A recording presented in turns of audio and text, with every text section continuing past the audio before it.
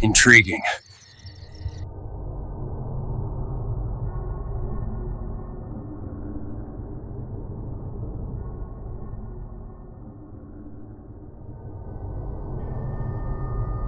I was teaching at a university in Lefka, a small town that had suffered greatly during the 1974 war between the Greeks and the Turks.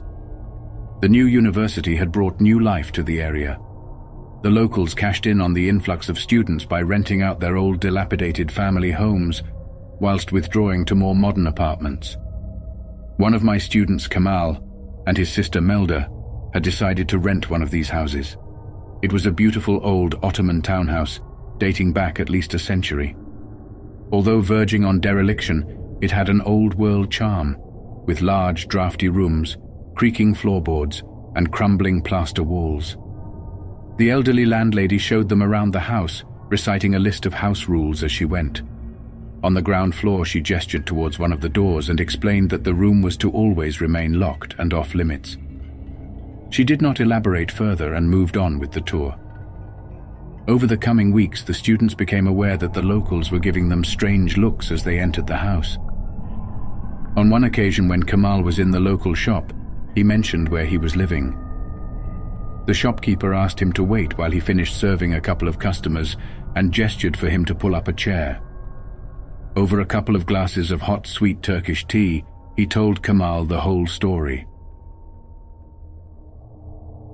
The story started in 1974 during the war. There had been fighting between the Greeks and Turks in the town, and a Greek soldier had taken refuge in the house. A group of Turkish soldiers had followed him there, and after a shootout he was killed inside the house. Over the following 20 years, rumors had abounded that strange things were happening in the house, especially in the room where the soldier had been killed. Eventually, the landlady and her son had moved out of the house and into their new apartment, leaving the house to fall into ruin. Later that evening, Melda was cleaning the house. Inside one of the storerooms, she noticed a small key hanging on a nail just inside the door.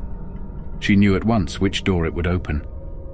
She fleetingly considered having a look inside the locked room, but was distracted by the arrival of 3 friends. When Kamal returned, he excitedly shared with the group what the shopkeeper had told him. A debate started about whether or not to have a peek inside the room now that they had the key. Eagerly the boys agreed, if only to have the opportunity to frighten the girls. Melda turned the key in the lock with a nervous hand. It opened smoothly, and she reached inside to find the light switch. The light didn't work. The group all peered inside from the threshold, not daring to enter. The room was nearly pitch black, with only a trickle of light from around the edges of the wooden shutters. No furniture, just bare boards and cobwebs. Silence. Minutes passed, and then suddenly, just the faintest noise like a floorboard being walked upon. The girls screamed, and the door was slammed shut and hurriedly locked again. That night, Melda awoke at 3 a.m. Someone was speaking in a low, deep voice, almost a whisper. It was like hearing one side of a conversation on a phone. She thought perhaps Kamal was talking to their parents back in Istanbul. She strained to hear, and slowly realized that she didn't understand the words. It was Greek. She sat up in bed. The room was almost pitch black.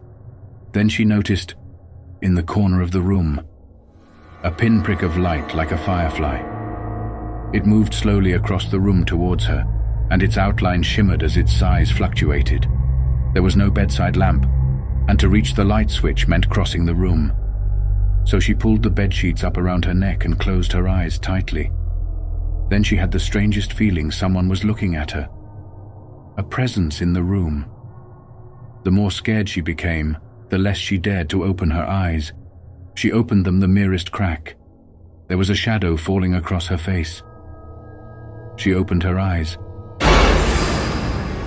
A face with sad, desperate eyes was there for a split second, and then it was gone. Kamal and Melda left the house the next day and never returned. 10 years later, I returned to Lefka and drove past the house. It was more or less completely derelict. The roof had collapsed and the lower floor windows were all boarded up. I couldn't help thinking that perhaps the Greek soldier still resided there, alone and finally undisturbed.